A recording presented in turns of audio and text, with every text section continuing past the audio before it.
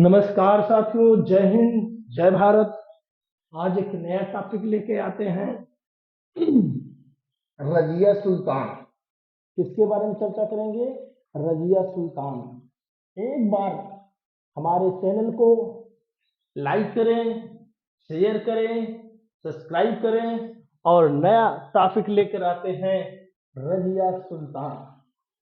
तो रजिया सुल्तान का शासन काल है 1236 से 1240 ईस्वी तक। रजिया ने कुल कितने वर्षों तक शासन किया? तो 3 वर्ष। 3 वर्ष, 3 वर्ष और 6 माह। तो 3 वर्ष 6 माह तक रजिया ने दिल्ली पर शासन किया। रजिया सुल्तान कौन थी? ये इल्तुतमिश की पुत्री थी। तो रजिया सुल्तान कौन थी? इल्तुतमिश की पुत्री थी। जो इल्तुतमिश होते हैं वो अपने पुत्रों पर भरोसा न करके अपने पुत्री रजिया पर भरोसा किया। और इल्तुतमिश ग्वालियर विजय के बाद अपने चांदी के टंके पर अपने पुत्री रजिया का नाम अंकन करवाना शुरू कर दिया। ठीक। तो रजिया जो होती है 1236 ईस्वी में, कब? 1236 ईस्वी में रजिया दिल्ली की गद्दी पर बैठी। बैठने से पहले जो तुर्क सरदार थे वो रजिया को दिल्ली की गद्दी पर बैठाना नहीं चाहते थे। क्योंकि क्योंकि वे एक महिला के अधीन शासन नहीं करना चाहते थे। तो रजिया भी एक चालाक, कूटनीतिक और साहसी महिला थी।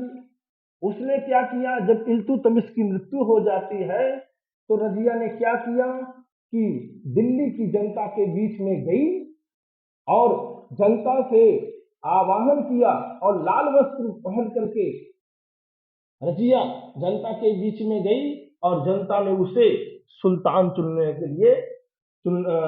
के लिए राजी हो गई। तो रजिया 1236 में दिल्ली की गद्दी पर बैठ जाती है।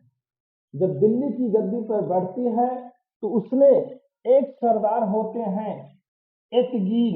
क्या होते हैं? एतगीन। ये एतगीन को रजिया ने बदायूं का सूबेदार नियुक्त किया। कहां का सूबेदार? बदायूं। बदायूं का सूबेदार, सॉरी, बदायूं का इक्तादार।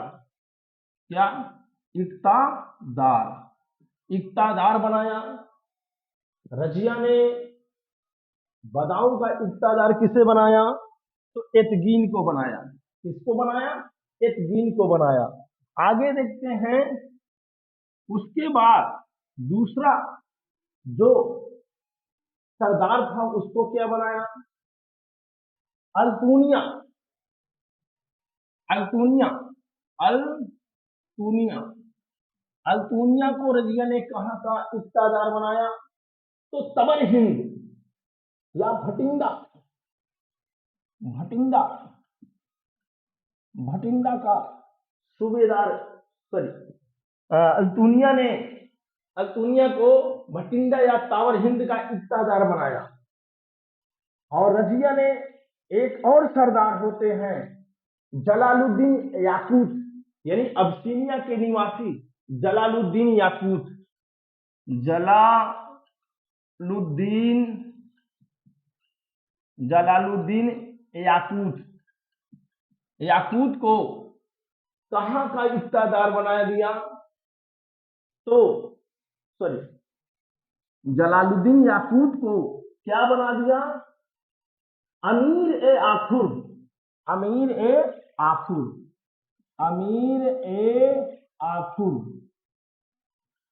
अमीर ए आखुर। अमीर ए आखुर का मतलब होता है अस्तुशाला का प्रधान। अस्तुशाला का प्रधान। तो रजिया जो होती है जलालुद्दीन याकूत को आवश्यकता से अधिक महत्व दिया, क्योंकि रजिया उससे क्या करती थी, प्रेम करती थी, अनुराग रखती थी रजिया, इसलिए उसने उसे बड़ा पद दे दिया। क्या दे दिया, अमीर ए आखुर अष्टशाला का प्रधान बना दिया। इस पर जो 40 तुर्क सरदार थे रजिया से और असंतुष्ट हो जाते हैं और रजिया को गद्दी से हटाने का षड्यंत्र करना शुरू हो जाता है। तो इसी बीच में अल्तुनिया जो तबर हिंद और भटिंडा का सूबेदार होता है वो विद्रोह कर देता है। तो रजिया क्या होती है, अल्तुनिया के विद्रोह को दबाने के लिए भटिंडा तबर हिंद दिल्ली से कूच कर जाती है। जब रजिया वहां पहुंचती है तो अल्तुनिया और रजिया के बीच में युद्ध होता है, परंतु रजिया पराजित हो जाती है और रजिया को बंदी बना लिया जाता है अल्तुनिया के द्वारा। और इसी बीच जो अमीर तुर्की सरदार थे उसने क्या किया कि जलालुद्दीन याकूत की क्या करवा दिया, हत्या करवा दिया दिल्ली में। और रजिया के एक भाई होते हैं,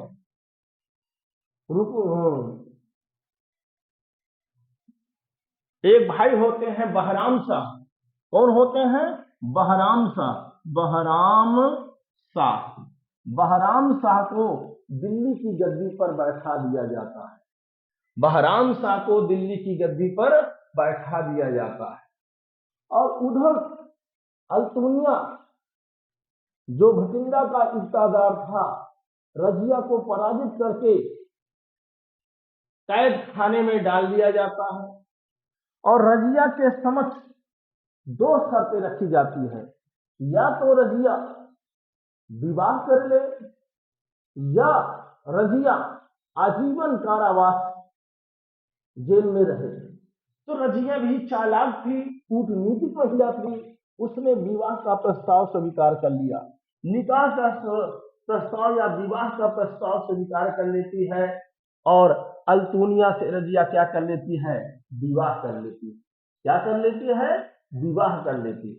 उसके बाद रजिया और अल्तुनिया पुनः दिल्ली की गद्दी प्राप्त करने के लिए तबर हिंद भटिंडा से दिल्ली की ओर कूच कर देती और दोनों सेना लेकर के दिल्ली की ओर आ रहे थे। तभी हरियाणा के पास, कहां,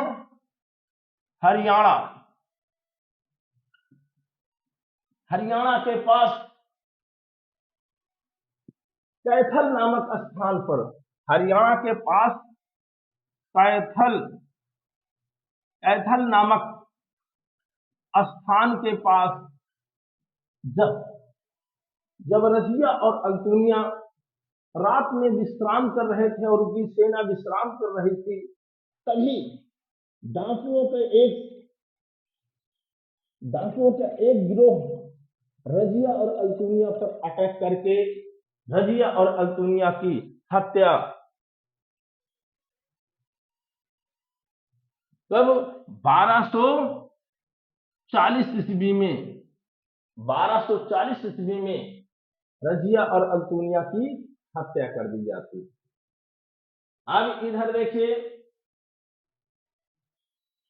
जब रजिया की मृत्यु हो जाती है तो इतिहास का एल्फिस्टन कहता है अगर रजिया एक पुरुष होती तो भारत के महान शासकों में रजिया की गिनती की जाती। यानी रजिया के पतन का मुख्य कारण क्या था, रजिया का स्त्री होना। रजिया का पतन होने का मुख्य कारण रजिया का स्त्री होना और 40 तुर्क सरदारों का महत्वाकांक्षी होना रजिया की मृत्यु का मुख्य कारण है। थोड़ा और आगे बढ़ते हैं। रजिया के बाद उसका भाई होता है बहराम शाह।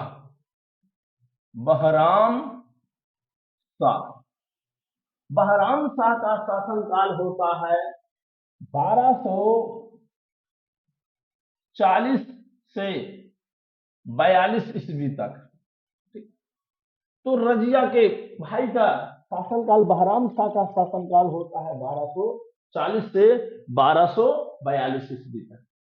अब देखिए इसके शासनकाल में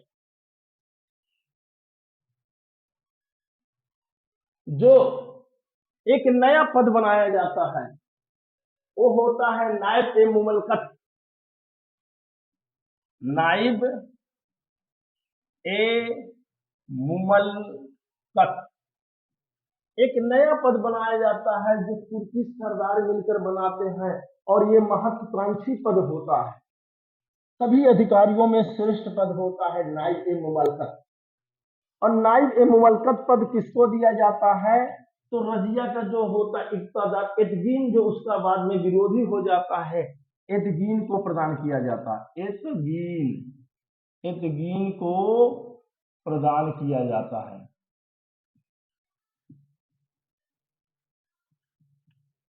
प्रदान किया जाता है। और बहराम शाह के समय में एक घटना होती है 1241 ईस्वी में मंगोलों का आक्रमण हुआ था। किसका आक्रमण हुआ था? मंगोलों का आक्रमण। तो किसका आक्रमण हुआ था 1241 में? मंगोलों का आक्रमण हुआ था। किसके समय में? बहराम शाह के समय में हुआ था। अगला शासक कौन हो जाता है?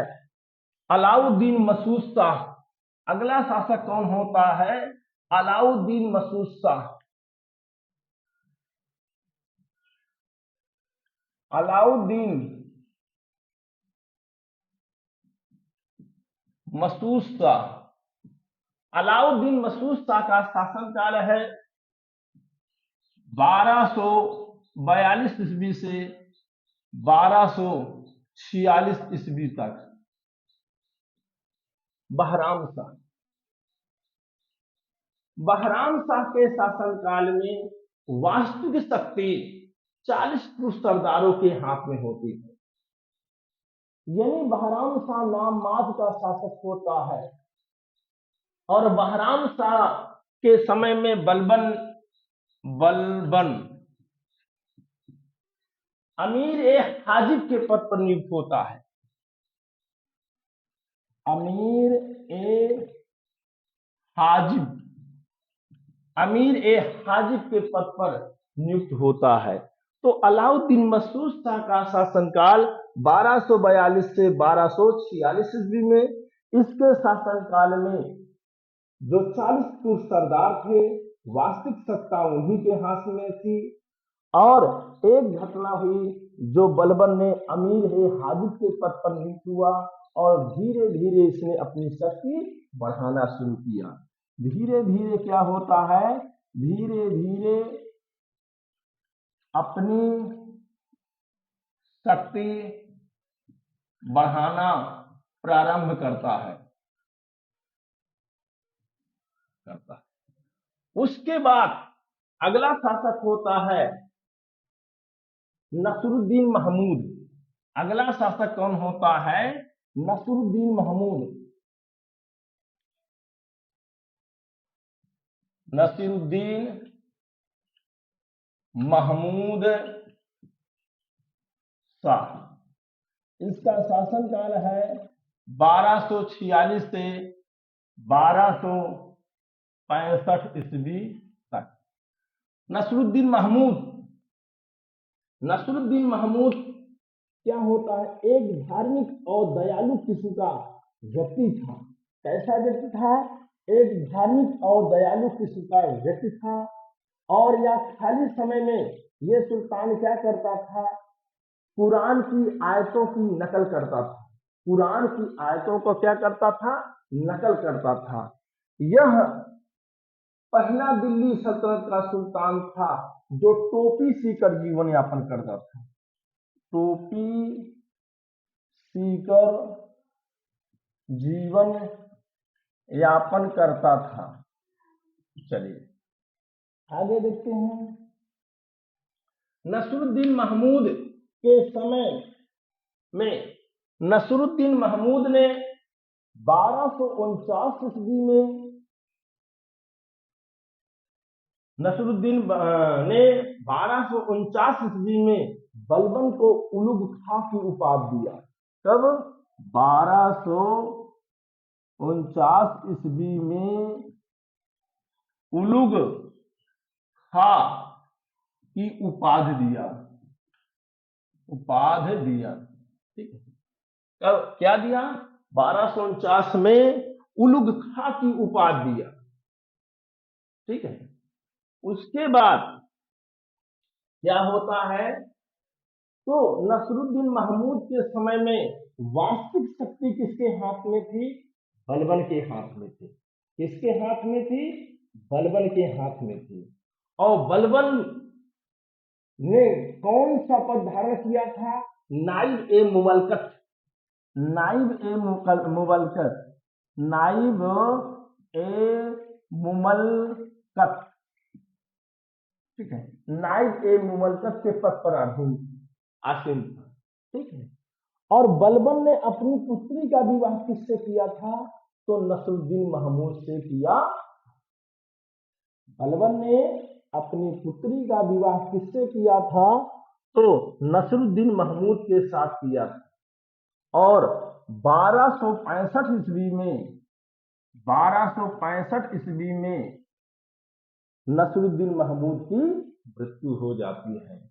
यहां तक कहा जाता है, इतिहासकार कहते हैं कि नसरुद्दीन महमूद को बलबन ने जहर दे करके मार दिया था। तो आज के लिए बस इतना ही। जय हिंद, जय भारत, अस्सलामुअलैकुम सलाम, सबको करते हैं प्रणाम।